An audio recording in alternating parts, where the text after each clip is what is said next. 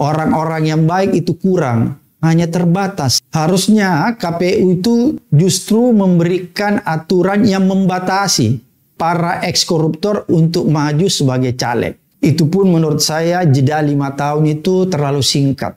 Tidak memilih calon-calon yang bekas atau ex-koruptor.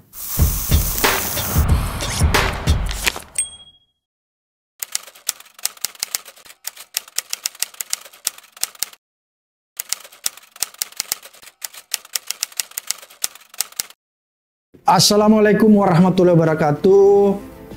Jangan salah, kali ini saya bukan di podcast saya di Abraham Samad Speak Up, tapi saya sedang berada di Mimbar Bebas Diskursus.net. Subscribe dan like serta komen juga akunnya ya. Kali ini saya akan membahas tentang uji materi PKPU terkait katakan tidak pada ex napi koruptor yang akan menjadi calon legislatif.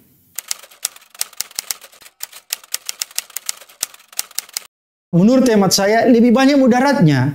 Kenapa lebih banyak mudaratnya? Seolah-olah negara kita ini tidak punya orang yang bersih, tidak punya orang yang tidak cacat moral. Padahal kita tahu bahwa ex koruptor itu adalah orang yang sudah cacat moral.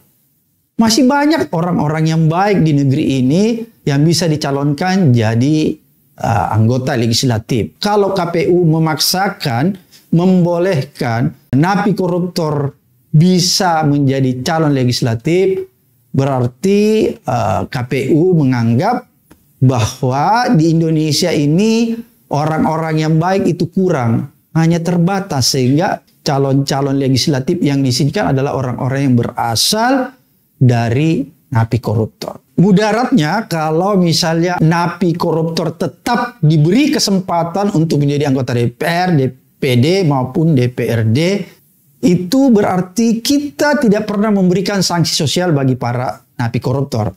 Padahal kita tahu ada 3 syarat kalau kita ingin melakukan pemberantasan korupsi, dan pemberantasan korupsi itu menghasilkan sesuatu. Seperti yang dilakukan Cina, yaitu pertama, memberikan hukuman berat bagi koruptor. Kemudian yang kedua, memiskinkan koruptor. Ya. Dan ketiga, memberikan sanksi sosial.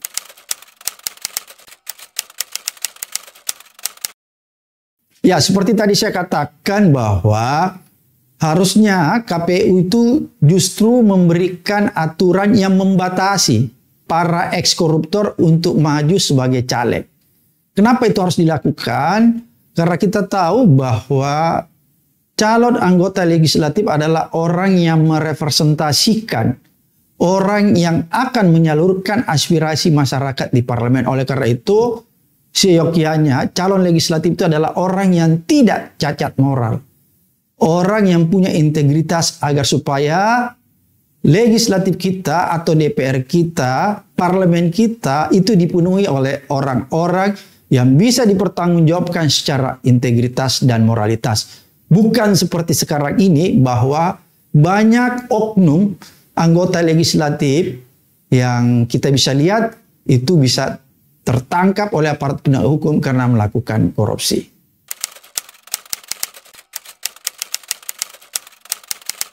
Memang ada keterbatasannya karena civil society di sini tidak punya kewenangan yang lebih luas untuk menyeleksi dan membatalkan calon-calon ex-koruptor itu. Kewenangan itu ada pada KPU sebenarnya. Oleh karena itu, civil society hanya bisa mendorong, ya, mengawasi serta mengedukasi masyarakat agar supaya kalaupun pada nantinya KPU tetap memasukkan ex-koruptor menjadi caleg, maka peran masyarakat sipil mendorong, mengedukasi masyarakat agar tidak memilih calon-calon yang bekas atau ex-koruptor. Itulah yang akan dilakukan masyarakat sipil. Karena sekali lagi masyarakat sipil tidak punya kewenangan seperti KPU untuk bisa membatasi. Tapi dia bisa mengkampanyekan, mengedukasi, mendorong masyarakat agar supaya masyarakat tidak memilih ex-koruptor sebagai calon legislatif.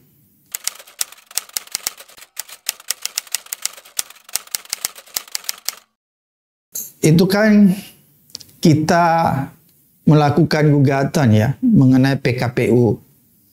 Karena menurut kita seharusnya KPU ini tetap merujuk sebenarnya ya putusan Mahkamah Konstitusi tentang jeda 5 tahun itu ya. Itu pun menurut saya jeda 5 tahun itu terlalu singkat. Jadi putusan jeda 5 tahun memperlihatkan kepada kita bahwa kita sedang berdamai. Kita sedang bermesrahan dengan kejahatan korupsi. Kenapa saya katakan kita sedang berdamai, sedang bermesraan? Karena kita memberikan privilege, peluang kepada mantan koruptor untuk maju kembali menjadi calon legislatif. Oleh karena itulah maka kita mempersoalkan aturan-aturan tersebut. Kalau saya sendiri pribadi menganggap putusan Mahkamah Konstitusi yang memberi jeda 5 tahun itu terlalu singkat. Bagi saya jeda yang diberikan kepada ex-koruptor harusnya lebih lama lagi. Minimal 20 tahun.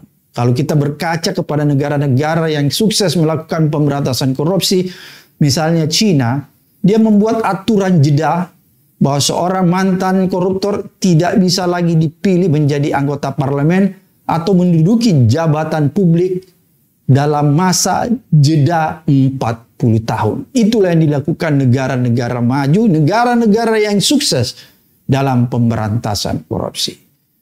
Jadi dengan memberi jeda yang singkat, lagi-lagi saya ingin katakan bahwa negara ini memang lagi bermesraan dan lagi memberikan privilege bagi para ex-koruptor.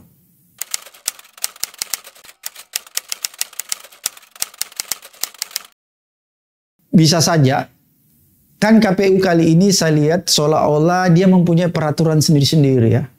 Kadang-kadang dia tidak merujuk hasil putusan Mahkamah Konstitusi dan membuat PKPU tersendiri. Yang mana kalau kita lihat PKPU-nya itu lebih memberikan privilege ya.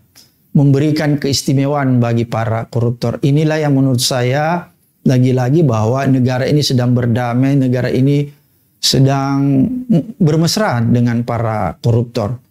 Dan menurut hemat saya, walaupun nanti pada akhirnya putusan Mahkamah Agung turun dan kemungkinan besar memberi jeda yang katakanlah kita berandai-andai kalau jedanya 5 tahun sesuai dengan keputusan Mahkamah Konstitusi yang lalu, maka itu pun secara pribadi menurut saya masih terlalu singkat ya. Kita tidak memberikan efek jera bagi para mantan koruptor. Dalam agama memang kita diwajibkan memaafkan orang. Jadi kewajiban kita harus memaafkan para mantan koruptor. Tapi ada satu hal yang tidak bisa kita lakukan. Memaafkan oke, memaafkan adalah suatu kewajiban kita sebagai umat beragama. Tapi memberi privilege, memberi keistimewaan kepada mantan koruptor itu yang tidak boleh dilakukan oleh negara ini. Karena kalau itu dilakukan, maka ini semakin meyakinkan kita bahwa negara ini sudah berdamai dengan korupsi. Sebenarnya kita hanya pengen KPU tetap merujuk ya aturan-aturan yang sudah ada. Baik itu undang-undang maupun putusan Mahkamah Konstitusi tentang jeda waktu yang menurut Mahkamah Konstitusi cukup lumayan lah ya 5 tahun. Walaupun saya pribadi sendiri menganggap jeda 5 tahun itu masih memberikan keringanan, memberikan privilege bagi koruptor. Tapi ya kalaupun nanti pada akhirnya Mahkamah Agung ya menerima gugatan kita dan meminta kepada KPU untuk tetap merujuk ya putusan Mahkamah Konstitusi 5 tahun, menurut saya itu yang harus diikuti oleh Komisi Pemilihan Umum. Dan lagi-lagi sebenarnya ini ujian bagi Komisi Pemilihan Umum. Apakah Komisi Pemilihan Umum kita kali ini adalah Komisi Pemilihan Umum yang tetap menjunjung tinggi nilai-nilai integritas dan nilai-nilai kejujuran, atau memang KPU kali ini adalah lembaga yang sebenarnya memberikan ruang ya atau memberikan wadah yang luas bagi para koruptor untuk kembali ke pentas politik. Kalau kita memang melihat di masa lalu, mungkin kalau kita coba membanding-bandingkan di masa lalu mungkin masih lebih jelas, lebih tegas ya posisi KPU terhadap mantan koruptor. Tapi kali ini kelihatannya KPU terlalu berdamai. Bahkan mungkin itu bahasa halus ya kalau saya bilang terlalu berdamai dengan mantan koruptor. Saya ingin menggunakan kata yang mengandung sarkasme. Memberikan keistimewaan, bermesraan dengan para mantan napi koruptor dengan memberikan aturan-aturan yang membolehkan mereka menjadi caleg tanpa mengikuti jeda waktu yang lama. Itu yang dilakukan KPU sekarang.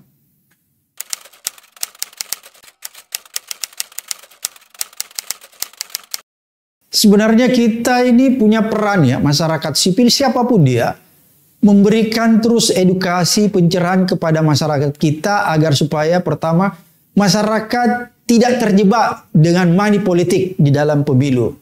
Kemudian yang kedua kita harus mengedukasi, memberi informasi kepada masyarakat bahwa masyarakat jangan pernah pilih calon legislatif yang cacat moral. Jadi mungkin orang itu bukan mantan ex-koruptor tapi dia cacat moral, ya jangan juga dipilih. Apalagi kalau terang-terangan dia mantan napi koruptor, itu sudah harga mati, jangan pilih. Jadi ada dua hal yang tidak boleh kita pilih. Pertama, mantan napi koruptor. Yang kemudian kedua, orang yang cacat moral. Jangan dipilih, karena kalau Anda pilih orang-orang ini, berarti Anda memberikan negara ini kepada orang-orang yang bisa merusak negara ini. Itu pesan saya.